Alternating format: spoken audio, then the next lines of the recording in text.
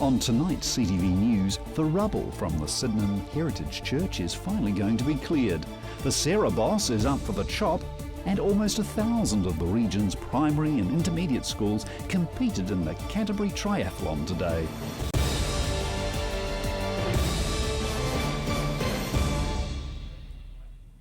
This is CTV News. I'm Grant Mangan. Christchurch City Council funded transitional projects have been popping up all over the city since the earthquakes.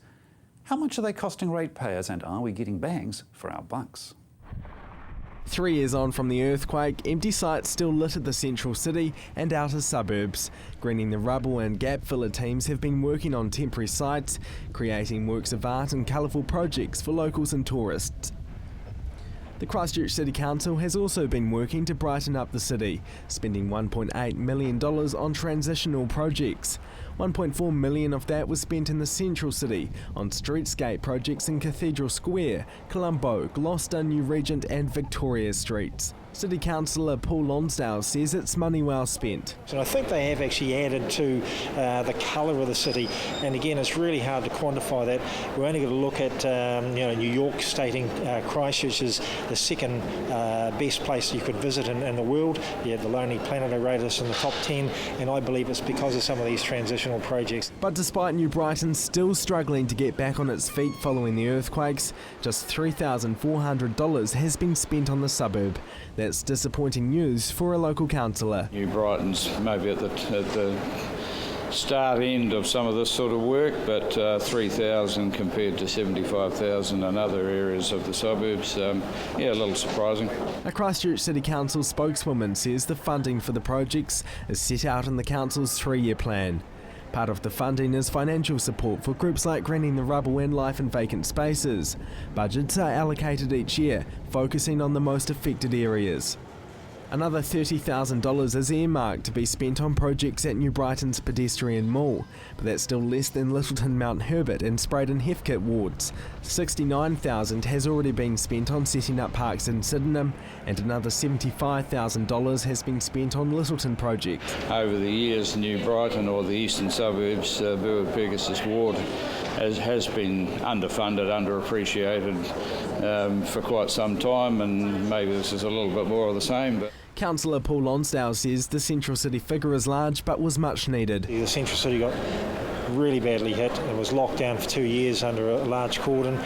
Transitional projects like Restart actually helped bring life back to the central city. Funding for Edgeware Village and Shirley Papanui also came up short on the list. Just $16,000 was granted. A community advocate would like to see the funding increased. I think it needs to be taken out into the suburbs where the people are living.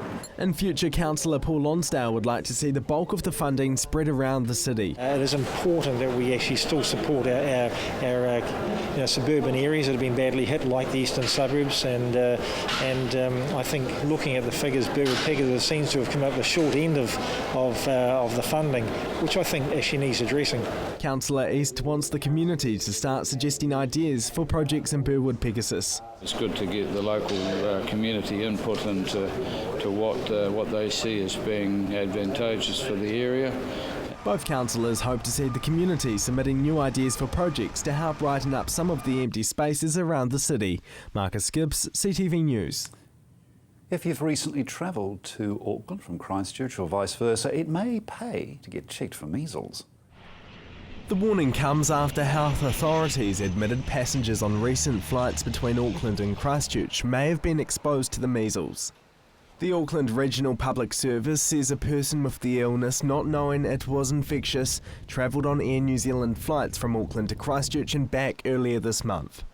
During this time, a person infected with measles also travelled to Auckland on a Singapore Airlines flight. People who have become infected could start feeling unwell in the next week or so. That's if symptoms haven't already started showing. Any passengers with concern should contact their GP or ring the helpline on 0800 611 116. That's 0800 611 116. After more than 3 years, a pile of heritage rubble on the corner of Colombo and Brougham Streets is finally going to be cleaned up. 3 anniversaries of the February 2011 earthquake have passed, and yet this unsightly mess still remains. The historic church that used to sit on the corner was controversially demolished 3 weeks after the February 2011 earthquake. It was knocked down without the Heritage Trust or Civil Defence's knowledge. The Trust has actually raised $700,000 in services, time, goods, to actually get the church to the place where it could be used. And we had just got there when the earthquake happened. After 3 years battling over an insurance settlement, the Sydenham Heritage Trust is vowing that by September, the mess will be cleaned up. Without insurance money, we can't clear that site. We don't have $100,000 to just put into there. Spokeswoman Dorothy Hayward told the Christchurch Star the massive clean-up would begin in 6 weeks' time. She says things are finally moving and the group wants it done as soon as possible so the corner can look good again. Plans are in place for a community centre on the site of the church, which will be built using the rubble. We want to build something that recreates the gateway into Sydenham. But the project is still a number of years off and will depend on millions of dollars in additional funding. Patrick Phelps, CTV News. Sarah's big boss is for the chop, but it's not Roger Sutton's job on the line, it's his hair. The Canterbury Earthquake Authority Chief Executive is known for his hairstyle, long and slicked back. Next week he'll lose his locks to help raise money for leukemia and blood cancer New Zealand as part of the Shave for a Cure campaign. Over the years his hair has pulled many comments. Friends often tell him to get it cut. He told the press it's got out of control since the earthquakes and it was time for a haircut. The Prime Minister recently revealed a secret nickname for Sutton, Shrek, just like the woolly sheep who became famous when he was discovered roaming the hills. Come Monday, Roger Sutton will be shorn. Sutton hopes to raise upwards of $5,000. People can donate at shaveforacure.co.nz. Cantabrians fed up with insurance issues have contacted a government-run advisory service more than 3,500 times in the past 10 months. Latest figures from the Residential Advisory Service show the number of contacts from EQC customers since the service, led by Sarah, opened in May last year. There have been 3,568 calls to the service since it opened, and 741 of those have been passed on to independent advisors. 446 inquiries were referred to other agencies. 392 were closed. On average, it's taken 81 days to close a case. The three main concerns coming up relate to the scope of works, repair strategies and cash settlements. RAS Chairwoman Michelle Mitchell says not all the calls are complaints. She says sometimes customers are simply looking for guidance when unsure of what to do. Of those surveyed, 76% say the time frame meets their needs. A Canterbury Community's Earthquake Recovery Network spokesman says most people who use it found it effective, but the service needs greater promotion.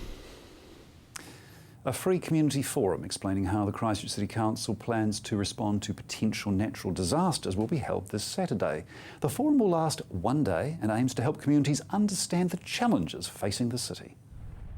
Flooding, sea level rise, liquefaction and land instability have been the bane of locals' existence over the last few years.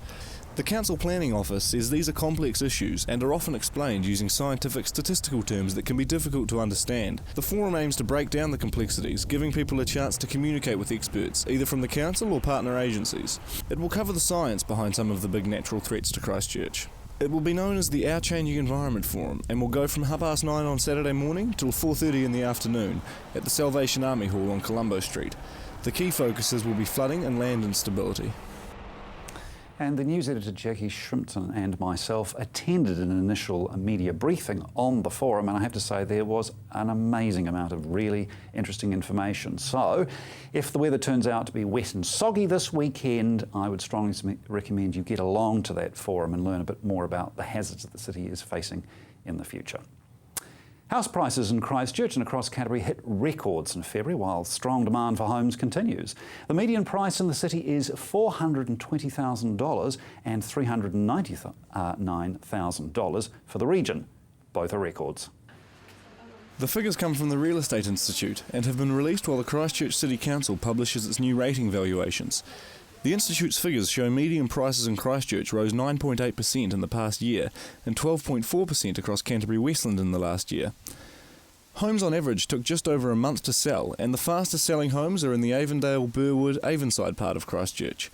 Quotable Value this week reported that the city's house values have jumped 11.1% in the last year and now average $457,744. Real Estate Institute Director Tony McPherson says of properties going to auction in Christchurch, 80% were selling shortly after. He says the Reserve Bank's October clampdown on low deposit loans is still making it difficult for first-home buyers. Mr McPherson says with fewer first-home buyers active in the market, the gap is being filled by investors.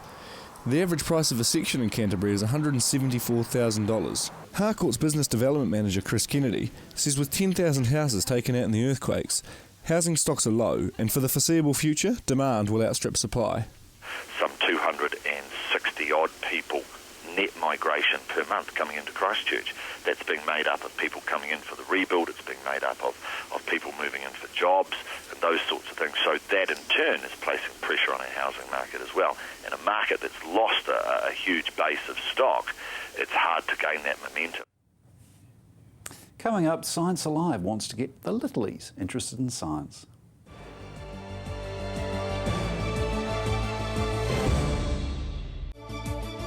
Be watching CTV News first at 5 and you could win up to $5,000 every week with CTV's cash giveaways. For more information, visit our website and be watching CTV News first at 5. What is it? A button buddy. Who's it for? Everyone. Handmade in New Zealand, Button Buddy shows your support towards anti-bullying and prevention towards child abuse and teenage suicide. Keychains, backpacks, handbags, Button Buddy is a visual way to tell kids they're not alone, they have support. So jump online, show your support and design your Button Buddy at buttonbuddies.co.nz or visit Button Buddies in store. Hi, I'm Steve and welcome to Carpet Kingdom. At Carpet Kingdom we stock a massive range of carpets and we're also the largest vinyl stockist in the South Island. And not only do we have an excellent range in store, but you can purchase our stock online.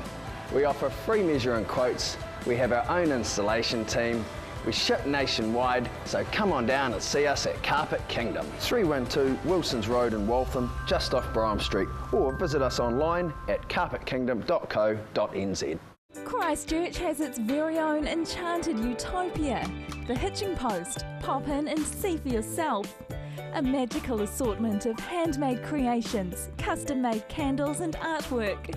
Choose from our huge range of water features, garden art and imported giftware. Specialists in handcrafted metal artwork made in store. Nestled on 722 Marshlands Road, the Hitching Post, defining art our way. Ready to go, mate? Flight leaves at 4:30. Relax, mate. We'll park at Airpark Canterbury. Airpark Canterbury, privately owned and operated with a free 24/7 shuttle service. Call 0800 Airpark or book online at airparkcanterbury.co.nz. It's fun, attractive and functional, it's Button Buddies. Handmade in New Zealand, Button Buddies suits any occasion. Fundraisers, charities or even birthday parties. So jump online, show your support at buttonbuddies.co.nz or visit Button Buddy in store. Join us tonight at 6 for DW World News. Informative, lively, international news, breaking stories and global developments. DW News, weekdays at 6 p.m, right here on CTV.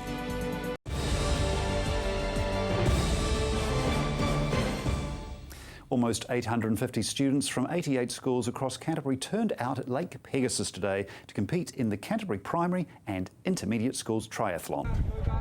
Ready, set, go. And they're off. Temperatures were low, but spirits were high as wave after wave of cold Cantabrian children braced themselves for the event, which started with a 100-metre swim. What's the weather like? Freezing! Cold as. How are you feeling about getting in the water? Oh, bloody awesome. Yeah. Jeepers. Not that.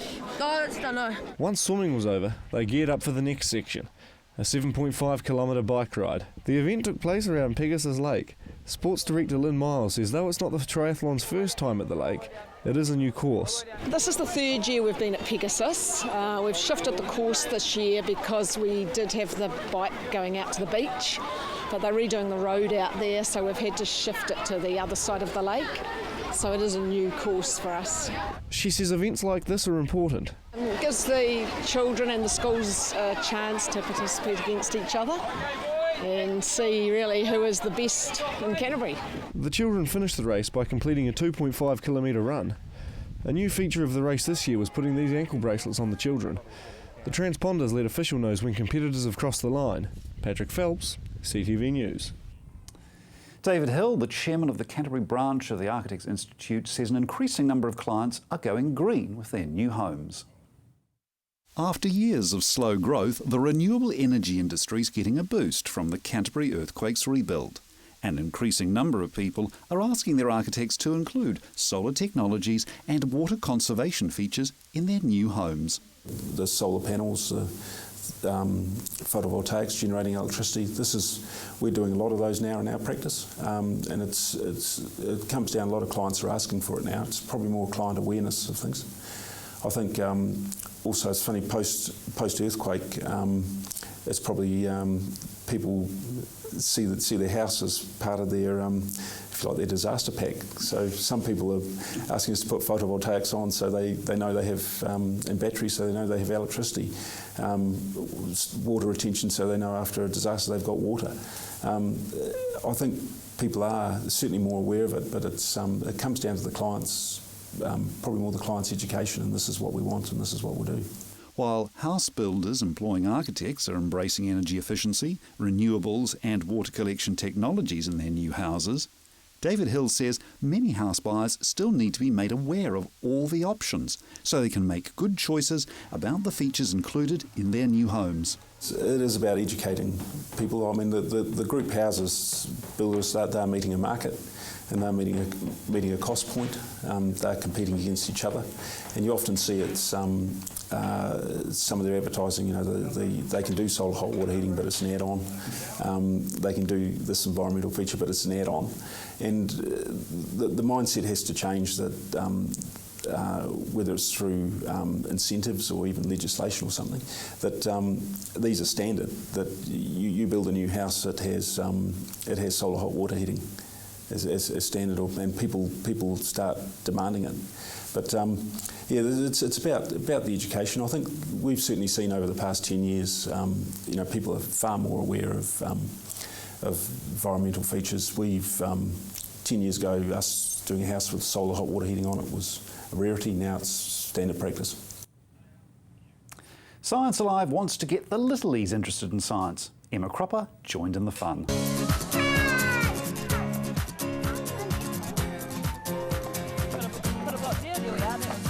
I need to wear this? Yeah. Why am I putting a hat on, Lucas? Well, you need to like me. I need to look like you. I don't know this.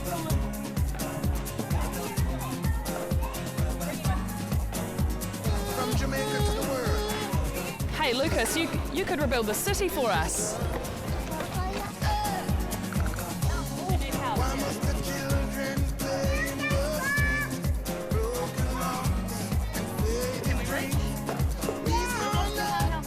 Put the last block on, Lucas.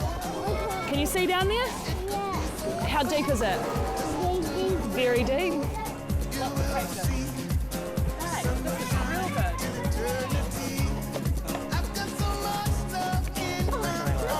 Oh my goodness. Yes, we did it. No, look, there's anything up in there. We haven't finished. No. The Under 5 Festival is open to children and adults over the next week. It's just an opportunity for parents to come out with their younger children and have a lot of fun with a whole lot of sciencey type activities. Fun for all children. You caught a big one! Whoa! Everything from farm animals. Look how cute this wee one is. Interactive displays. This one's amazing.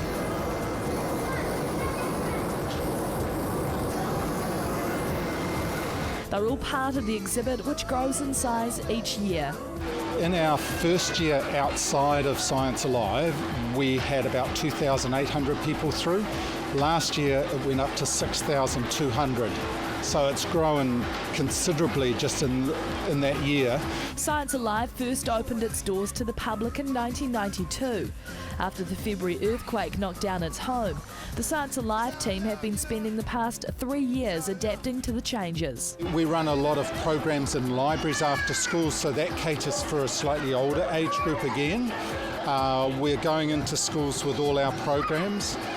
We've got resources which parents can hire and take home. The festival is running out of a temporary home at the Canterbury Table Tennis Stadium, a larger area for the children. So it's a whole different atmosphere and it's really nice, really enjoyable. The new space means more exhibits. We've spent around about $50,000 on new exhibits, and we've got exhibits just behind me here, which are air exhibits. We got these 2 days ago, so they're brand new. Kids are having a wonderful time putting objects into airflows and watching them flow through pipes or blow up pipes or blow out the top of pipes and all that sort of thing. And lots of fun. Oh! Watch it go up the flat, watch it go up the sides. Whoa, look how cool that is. Many of the displays are even handmade by the staff. This is my friend Buzzy the Bee, and he's actually been handmade, so you can pull everything apart and learn about it. You've got wings, legs, head, everything comes apart and you can learn about all of it. But there's going to be a new home for Science Alive. They've been approached by the Canterbury Earthquake Recovery Authority and the Christchurch Central Development Unit to make the move permanently into the city. We are looking at appealing to a much broader demographic than we have done before. Their exhibits generally appeal to a younger audience, but with a new centre in the central city, that could change. So we're looking at creating areas where we can show a lot more serious science for adults and with the idea of being able to attract tourists in mind, so very New Zealand orientated. The new location will be a larger space than what they've had at Morehouse Avenue, with a $4 million budget to spend on the new home.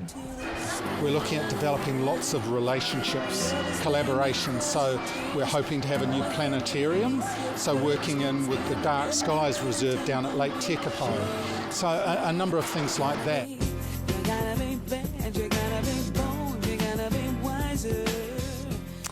Well, still to come, we have our weekly roundup of stories from the region.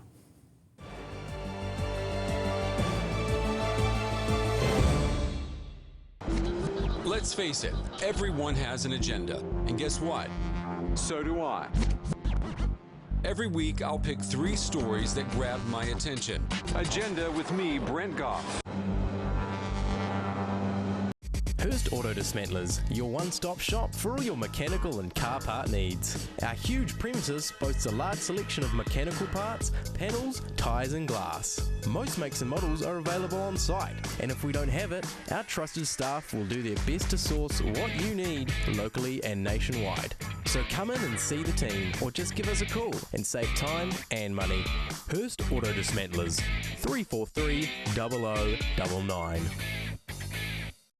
At Lamb & Haywood, we're committed to providing you with the very best environment at your time of greatest need. You can choose from the best facilities in Canterbury, our recently refurbished West Park Chapel, the Kerrs Road Chapel in Eastern Christchurch, or perhaps Waimana Chapel in Rangiora. However you remember, commemorate or celebrate the life of your loved one, whether it's an intimate group or a grand send-off, the choice is yours. Lamb & Haywood, a tradition of caring. My son's helped me greatly with my independence now that I've got more mobility. Mum, I've been looking into stand assist chairs from More Mobility. They recline back with a footrest, then when you want to get out of them, they stand you up. You can even sleep on them. More Mobility can bring one out for a free trial. There's even electric beds too. What do you think? For more range and more expert advice, see More Mobility, corner Clarence and Princess Streets off Blenheim Road. What a difference More Mobility makes. Is this your year to upgrade your existing interior? Then head into Bathroom and Flooring Warehouse for the latest styles in European vanities, showers and baths, all at affordable prices. Bathroom and Flooring Warehouse also stock a large selection of carpets and vinyl for all your flooring needs. To view our full range, head into 159 Waterloo Road, Hornby, or visit bathroomandflooring.co.nz. Every Tuesday night, I talk to the newsmakers and decision takers to get answers to the questions that have gone unanswered. It's time to listen carefully, see clearly, and understand the real issues. Join me for Point of View, Tuesday nights at 8:30 on CTV.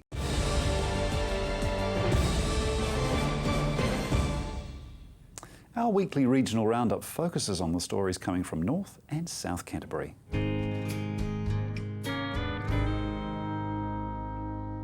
A giant field day is being held in Lewis Pass this weekend, March 15th and 16th, and will see some 300 people swarm Nina Valley to find and catalogue all the valley's species. The Nina Valley Eco Blitz will occur night and day and include 200 Canterbury and West Coast students, about 50 scientists with personnel from Lincoln University and the University of Canterbury, along with staff from NIWA, DOC and Environment Canterbury. Based at the Boyle River Education Centre, in total about 300 people will attend, and while none of it will be part of a school curriculum for students, the event should help them with their studies. There will be workshops on 1080, kiwi life cycles and fungi and plants. The Eco Blitz builds on work being done by Hiranui College under teacher Tim Kelly. Students have been trapping in the area for years to protect brown-spotted kiwi and other native birds. In other news, Hiranui and Waimakariri districts' draft annual plans are showing an average rate rise of 2.89% in Hiranui and 4.95% in Waimakariri.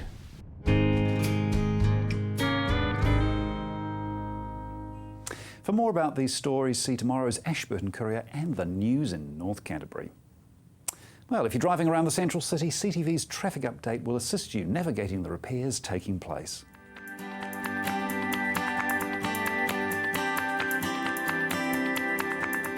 Hello travellers, there is a number of restrictions in place on the northern side of the city that will impact on travel times in peak hours.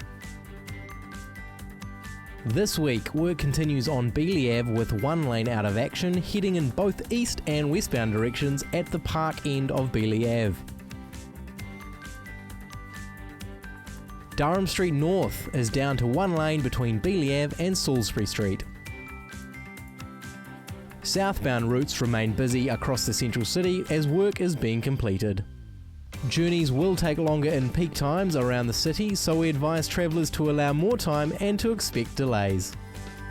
Remember to stay tuned this week to get the latest updates on the many changes that will be happening around the central city roads, and remember to check the Transport for Christchurch website for further updates. And finally tonight, your regional weather. Kia ora everyone. A large anticyclone covers the Tasman Sea and most of New Zealand, bringing mainly cloudy weather to Canterbury. Now for the weather in your area. Mostly cloudy in Kaikoura with a few sunny periods developing during the afternoon and moderate northeasterly winds. Tonight's low 12 degrees, tomorrow's high 19.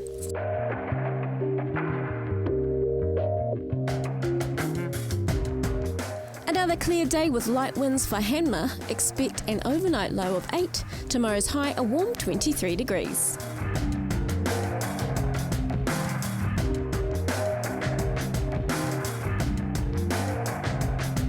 A grey northeasterly day in store for most of North Canterbury too, with temperatures near normal for this time of year but not a lot of sunshine. Tonight's low 12 degrees, tomorrow's high 19.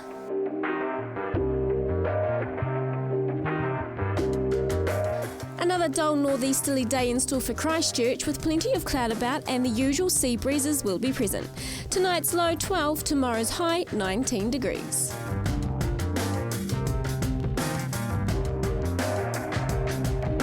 Ashburton, low cloud at first, then breaking during the afternoon with northeasterly winds. Tonight's low 12 degrees, tomorrow's high 19.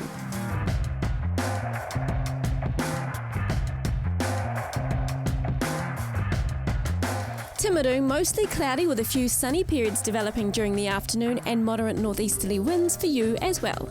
Tonight's low 12 degrees, tomorrow expect a high of 19 degrees.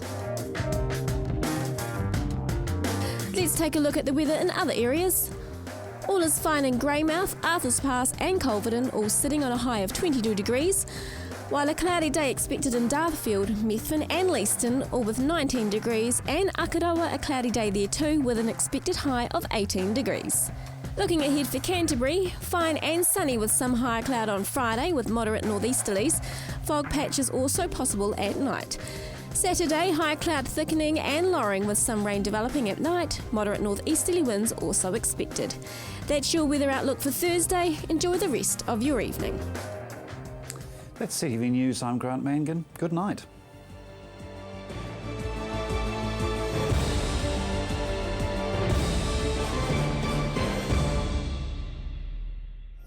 supporting local content so you can see more of New Zealand on air.